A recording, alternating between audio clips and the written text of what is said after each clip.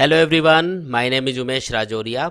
आज के इस वीडियो में हम स्टडी करने जा रहे हैं कि अगर हम किसी भी करंट कैरिंग लूप को किसी एक्सटर्नल मैग्नेटिक फील्ड में रखते हैं तो उस पर कितना मैग्नेटिक फोर्स या टॉर्क वर्क करता है। तो जैसा कि आप इस डायग्राम में भी देख सकते हैं कि इसमें हमने दो परमानेंट मैग्नेट्स के बीच में एक करंट कैरिंग लूप को रखा हुआ है। ये दोनों परमानेंट मैग्नेट्स एक मैग्नेटिक फील्ड प्रोड्यूस करेंगी जो कि इन दोनों मैग्नेट्स के बीच में नॉर्थ पोल से साउथ पोल की तरफ होगा। यहाँ पे जो लूप हमने कंसिडर किया है वो एक रेक्टेंगुलर लूप है जिसकी लेंथ है एल और इसकी विड्थ है स्मॉल ए। इस लूप में फ्लो होने वाला करंट है आई। लूप का नाम हम रख देते हैं ए बी सी डी। तो इस A B C D loop को हमने इस मैग्नेटिक फील्ड के अंदर इनिशियली इस तरीके से रखा हुआ है कि इस लूप का जो प्लेन है वो इस मैग्नेटिक फील्ड के पैरेलल है। अब हमको ये कैलकुलेट करना है कि इस करंट कैरिंग लूप के ऊपर इस मैग्नेटिक फील्ड के अंदर कितना मैग्नेटिक फोर्स या टॉर्क वर्क करेगा। देखिए, हम जानते हैं कि जब भी हम किसी भी करंट कैरिंग वायर को किसी एक्सटर्नल मैग्नेटिक फील्ड में रखते हैं तो उस पर एक मैग्नेटिक फोर्स लगता है। उस मैग्नेटिक फोर्स का फॉर्मूला होता है F equals to I L B sine theta. इस फॉर्मूले के अंदर ये जो I है ये उस वायर में फ्लो होने वाला करंट होगा, L उस वायर की लेंथ होगी जिसको हमने एक्सटर्नल मैग्नेटिक फील्ड में रखा हुआ है, और B वो एक्सटर्नल मैग्नेटिक फील्ड होगा जिसकी वजह से वायर के ऊपर मैग्नेटिक फोर्स लगेगा। यहाँ पे जो थीटा है, theta is the angle between direction of current in the wire and magnetic field. तो इसी फॉर्मूले को यूज़ करके अब हम इस लूप के डिफरेंट पोर्शंस के ऊपर लगने वाला मैग्नेटिक फोर्स कैलकुलेट करने वाले हैं। तो सबसे पहले हम देखते हैं इस एडी और बीसी पोर्शन को।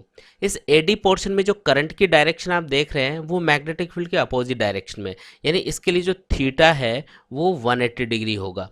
इसी तरीके से ये जो बीसी पोर्शन है इसके लिए जो करंट की डायरेक्शन वो मैग्नेटिक फील्ड के अलोंग है। इसका मतलब है जो करंट की डायरेक्शन और मैग्नेटिक फील्ड की डायरेक्शन उनके बीच में जो एंगल यहाँ पे रहेगा वो 0 डिग्री होगा। तो इन दोनों पोर्शन के लिए आपको थीटा की वैल्यू मिल गई। अब अगर मैं ये फॉर्मूला यूज़ करूँ तो यहाँ पे थीटा अगर मैं 0 या 180 डिग्री पुट करूँगा तो मैं देख सकता हूँ कि इन दोनों पोर्शंस के ऊपर जो मैग्नेटिक फोर्स आएगा वो 0 आएगा। यानी कि हम कह सकते हैं कि जो एडी और बीसी पोर्शन है इसके ऊपर इस मैग्नेटिक फील्ड की वजह से कोई भी मैग्नेटिक फोर्स नहीं लगेगा। ओके, तो चलिए अब हम बात करेंगे कि ये जो ए बी और सी डी पोर्शन है इनके ऊपर कितना मैग्नेटिक फोर्स लगेगा, क्योंकि यहाँ पे हम देख सकते हैं कि ये जो ए बी पोर्शन है इसमें जो करंट की डायरेक्शन और जो मैग्नेटिक फील्ड है वो एक दूसरे के परपेंडिकुलर है। इसी तरीके से ये जो सी डी पोर्शन है और जो मैग्नेटिक फील्ड है ये भी एक दूसरे के परपेंडिकुलर डायरेक्शन में है। तो यहाँ पे थीटा की वैल्यू इन दोनों ही पोर्शन के लिए 90 डिग्री रहने वाली है। तो अगर हम इस फॉर्मूले को यूज़ करेंगे तो इस फॉर्मूले के अकॉर्डिंग हम लिख सकते हैं F equals to I L B sine 90, और साइन 90 की वैल्यू हम जानते हैं कि 1 होती है। यानी कि इन दोनों पोर्शंस ए बी और सी डी के ऊपर जो मैग्नेटिक फोर्स इस कंडीशन में लगने वाला है वो मैक्सिमम लगेगा, और उसका फॉर्मूला होगा F equals to I L B. मान लेते हैं कि जो ए बी पोर्शन पे लगने वाला फोर्स है वो है F1 और जो सी डी पोर्शन पे लगने वाला फोर्स है वो है F2।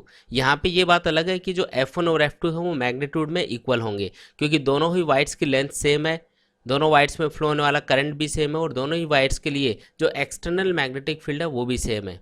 साथ ही यहाँ पे थीटा की वैल्यू भी दोनों के लिए सेम है जो कि 90 डिग्री है।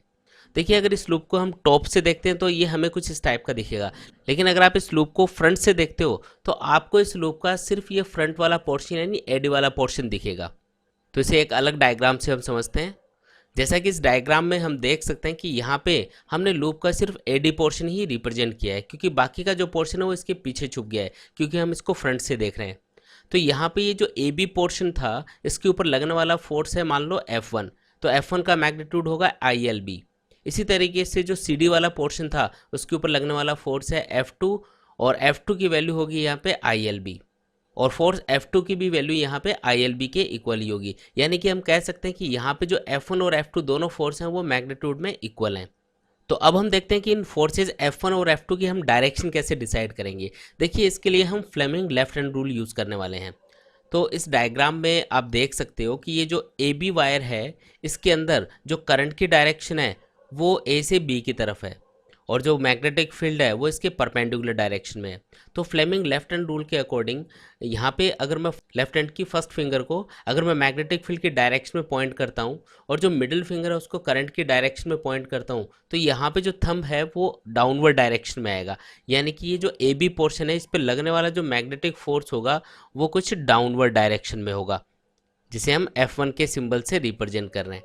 इसी तरीके से जो लूप का सी डी पोर्शन है इसमें जो करंट की डायरेक्शन है अगर उस डायरेक्शन में आप लेफ्ट हैंड की मिडिल फिंगर को रखते हो और फर्स्ट फिंगर को इस मैग्नेटिक फील्ड की डायरेक्शन में पॉइंट करते हो तो थंब अपवर्ड डायरेक्शन में आएगा, यानी कि वायर CD के ऊपर जो लगने वाला मैग्नेटिक फोर्स होगा F2 वो अपवर्ड डायरेक्शन में होगा। तो यहाँ पे हमने देखा कि जो लूप का AB पोर्शन है उस पर जो लगने वाला फोर्स F1 है वो डाउनवर्ड डायरेक्शन में है और जो लूप का CD पोर्शन है उस पर लगने वाला मैग्नेटिक फोर्स अपवर्ड डायरेक्शन में है। इसका मतलब ये दोनों एक दूसरे के अपोजिट डायरेक्शन में है। तो इस डायग्राम के अकॉर्डिंग यहाँ पे F1 और F2 एक दूसरे के अपोजिट डायरेक्शन में होने की वजह से एक दूसरे को कैंसिल कर देंगे। इसकी वजह से इस लूप के ऊपर जो नेट फोर्स आएगा वो 0 आएगा। यानी कि सिंपली हम कह सकते हैं कि जब भी हम किसी भी करंट कैरिंग लूप को एक यूनिफॉर्म मैग्नेटिक फील्ड में रखेंगे उस पर लगने वाला मैग्नेटिक फोर्स हमेशा 0 होगा। लेकिन यहाँ पे आप देख सकते हो कि ये दोनों ही मैग्नेटिक फोर्स एक दूसरे के अपोजिट डायरेक्शन में है और इसकी वजह से इस लूप के ऊपर एक टॉर्क वर्क करेगा। तो चलिए अब हम कैलकुलेट करेंगे कि उस टॉर्क का मैग्नीट्यूड क्या होगा। तो जैसा कि हम इस डायग्राम में देख सकते हैं कि ये दोनों फोर्स मिलके इस लूप को एंटी क्लॉकवाइज डायरेक्शन में टर्न करने की कोशिश करेंगे और मान लेते हैं कि इसकी वजह से जो लूप है वो थोड़ा सा एंटी क्लॉकवाइज डायरेक्शन में घूम जाता है। तो हमें कुछ इस टाइप का डायग्राम मिलेगा। यहाँ पे जो मैग्नेटिक फील्ड की डायरेक्शन है वो हॉरिजॉन्टल है, जबकि जो रेक्टेंगुलर लूप है वो थोड़ा सा टर्न कर गया है। अब यहाँ पे सिंपली हम देख सकते हैं कि इस लूप का जो प्लेन है उसका जो नॉर्मल होगा वो मैग्नेटिक फील्ड की डायरेक्शन से थीटा एंगल के ऊपर है। यहाँ पे जो हमने m को रिप्रेजेंट किया है, m का मतलब होता है magnetic dipole moment of the current loop, और ये जो मैग्नेटिक डायपोल मोमेंट होता है ये हमेशा करंट लूप में करंट की वजह से प्रोड्यूस होने वाले मैग्नेटिक फील्ड की डायरेक्शन में होता है। तो यहाँ पे हम जानते हैं कि जो रेक्टेंगुलर लूप में करंट की वजह से मैग्नेटिक फील्ड प्रोड्यूस होगा वो इसकी एक्सिस के अलोंग होगा, यानी इसके प्लेन के परपेंडिकुलर रहने वाला है। तो यहाँ पे इस लूप में करंट की डायरेक्शन के अकॉर्डिंग इसकी वजह से जो प्रोड्यूस होने वाला मैग्नेटिक फील्ड या मैग्नेटिक डायपोल मोमेंट है वो इसके प्लेन के परपेंडिकुलर डाउनवर्ड डायरेक्शन में आएगा। अब जब ये लूप यहाँ पे टर्न करेगा तो ना तो इसके जो AB और CD पोर्शन की लेंथ है वो चेंज होने वाली है और ना ही उसमें फ्लो होने वाला करंट चेंज होगा। साथ ही जो AB और CD पोर्शन है उसकी मैग्नेटिक फील्ड से डायरेक्शन भी चेंज नहीं होगी, यानी कि उनके बीच का एंगल 90 डिग्री ही रहेगा। तो यहाँ पे इस लूप के AB और CD पोर्शन के ऊपर लगने वाला जो मैग्नेटिक फोर्स है वो होगा F1 = F2 = ILB। यहाँ पे भी हम देख सकते हैं कि दोनों पोर्शन AB और CD पे लगने वाला मैग्नेटिक फोर्स मैग्नीट्यूड में सेम रहेगा, लेकिन यहाँ पे भी आप देख सकते हो कि दोनों ही फोर्स एक दूसरे के अपोजिट डायरेक्शन में है, यानी कि अभी भी नेट फोर्स इस लूप के ऊपर 0 रहेगा। अब हम कैलकुलेट करते हैं कि इस कंडीशन में इस लूप के ऊपर कितना टॉर्क वर्क करेगा। तो यहाँ पे हम देख सकते हैं कि इस लूप के AB और CD पोर्शन पे लगने वाले फोर्स मैग्नीट्यूड में इक्वल और अपोजिट डायरेक्शन में है, तो ये यहाँ पे एक कपल इफेक्ट क्रिएट करेंगे।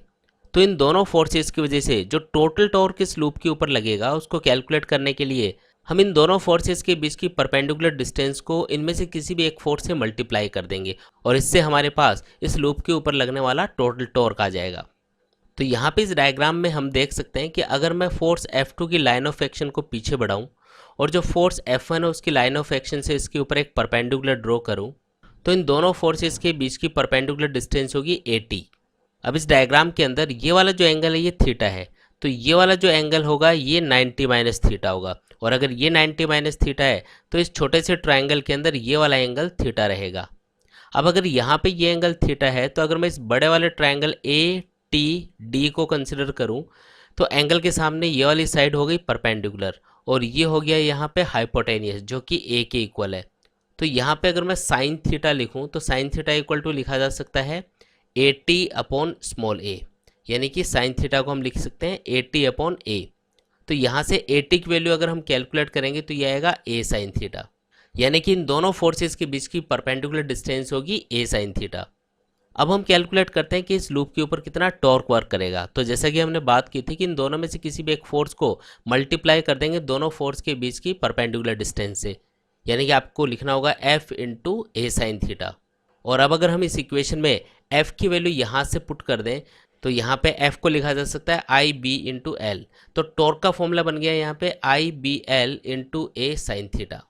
यहाँ पे हमने जो लूप कंसिडर किया है उसकी लेंथ है L और उसकी विड्थ है A। तो यहाँ पे ये जो L × A है इसे हम एरिया ऑफ द लूप भी लिख सकते हैं। तो यहाँ से टॉर्क का फॉर्मूला बन जाता है टो = IAB sin थीटा।